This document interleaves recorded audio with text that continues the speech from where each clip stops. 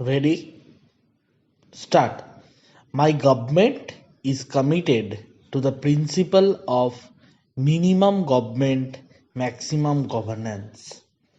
To achieve this goal, time has come to review the allocative and operational efficiencies of government expenditure to achieve maximum output.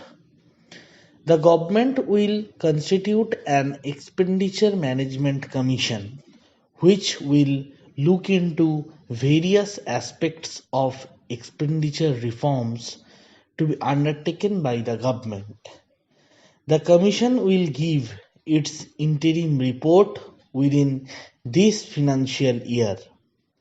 I also propose to overhaul the subsidy regime, including food and petroleum subsidies, and make it more targeted while providing full protection to the marginalized, poor, and SC/STs. A new urea policy would also be formulated. The debate whether to introduce a goods and services tax must now come to an end. We have discussed the issue for the past many years. Some states have been apprehensive about surrendering their taxation jurisdiction, others want to be adequately compensated. I have discussed the matter with the states both individually and collectively. I do hope we are able to find a solution in the course of this year and approve the legislative scheme which enables the introduction of GST. This will streamline the tax administration, avoid harassment of the business, and result in higher revenue collection both for the center and the states. I will assure all states the government will be more than fair in dealing with them. Para.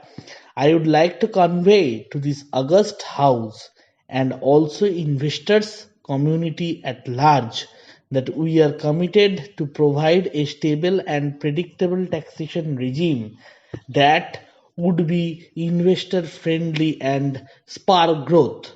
Keeping this in mind, we have decided that henceforth all fresh cases arising out of the retrospective amendments of 2012 in respect of indirect transfers and coming to the notice of the assessing officers will be scrutinized by a high level committee to be constituted by the CBDT before any action is initiated in such cases. I hope the investor community, both within India and abroad, would repose confidence on our stated position and participate in the Indian growth story with renewed vigor. Tax demand of more than rupees 4 lakh crore is under dispute and litigation before various courts and appellate authorities. This is one of the serious concerns of all taxpayers in this country. In order to reduce litigation in direct taxes, I propose to make certain legislative and administrative changes as per the law. Para. The policy of the NDA government is to promote foreign direct investment selectively in sectors where it helps the larger interest of the Indian economy. FDI in several sectors is an additionally of resource which helps in promoting domestic manufacture and job creation. India today needs a boost for job creation. Our manufacturing sector in particular needs a push for job creation. Para. India today is the largest buyer of defense equipment in the world. Our domestic manufacturing capacities are still at a nascent stage. We are buying substantial part of our defense requirements directly from foreign players.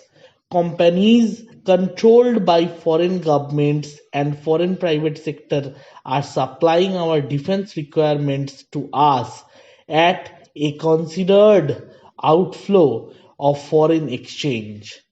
Currently, we permit 26% FDI in defense manufacturing. The composite cap of foreign exchange is being raised to 49% with full Indian management and control through the FIPB route. The insurance sector is investment starved. Several segments of the insurance sector need an expansion. The composite cap in the insurance sector is proposed to be increased up to 49% from the current level of 26% with full Indian management and control through the FIPB route. To encourage development of smart cities which all will also provide habitation for the new middle class. Requirement of the built up area and capital conditions for FDI is being reduced from 50,000 square meters to 20,000 square meters and from $10 million to $5 million respectively with a 3-year post completion lock in. To further encourage this, projects which commit at least 30% of the total project cost for low-cost affordable housing will be exempted from minimum built-up area and capitalization requirements with the condition of 3-year lock-in. FDI in the manufacturing sector is today on the automatic route. The manufacturing units will be allowed to sell its products through retail including e-commerce platforms without any additional approval. Financial stability is the foundation of a rapid recovery. Our banking system needs to be further strengthened.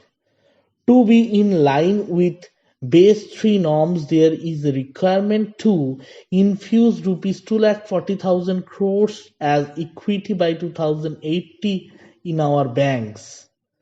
To meet this huge capital requirement, we need to raise additional resources to fulfill this obligation.